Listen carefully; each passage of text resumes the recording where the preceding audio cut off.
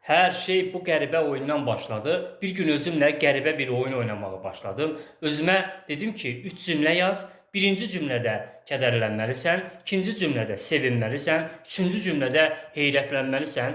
Birinci cümlənin sonuna gələndə gözlərimdən yaş axdığını gördüm, kədərlənmişdim. İkinci cümlənin sonuna gələndə artıq sevinməyə başlamışdım. Üçüncü cümlənin sonuna gələndə heyrət məni bürümüşdü və o zaman əmin oldum ki, məndən çox yaxşı usta bir yazıçı olar. Mənim yazıçılıq hekayəm belə başladı. Çünki bir əsərdə sevindirmək, kədərləndirmək, heyrətləndirmək bacarmaq dünya ədəbiyyatında çox az yazıçıya nəsib olubdur. Bax, mənim kitablarımın oxucular tərəfindən bu dəhşətli dərəcədə sevilməsinin səbəbi də bax bu üç sirdə bağlıdır. Bir əsərdə sevindirməyi, kədərləndirməyi və heyrətləndirməyi bacarmaq.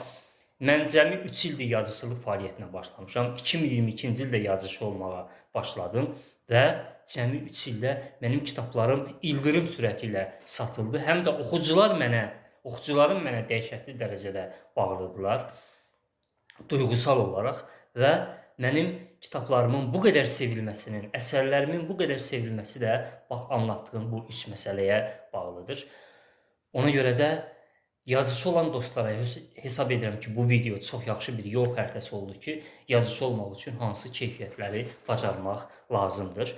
Mənim kitablarım, mən dünya ədəbiyyatını demək olar ki, klassiklərin şedevrlərini oxumuşam. İnanın, öz əsərlərimdən aldığım ləzzəti o klassiklərin hamısından bir yerdə ala bilməmişəm.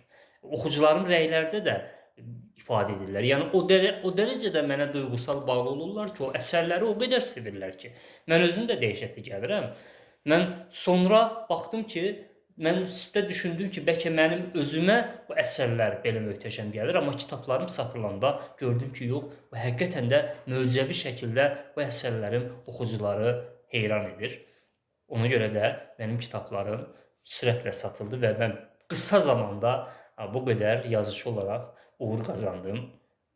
Mənim kitablarım nə qədər insanı intihardan qaytarıbdır, nə qədər insanı elmə, təhsilə bağlayıb, nə qədər insanı zərərli vərdişlərdən qurtarıbdır, nə qədər insana həyat yolu seçməsində kömək edibdir. Yəni, mənim kitablarım yaşamaq, uğur qazanmaq, xoşbəxt olmaq üçün çox yaxşı bir yol xəritəsi təklif etdiyinə görə, ona görə də bu qədər çox sevilir, dəhşətli dərəcədə sevilir.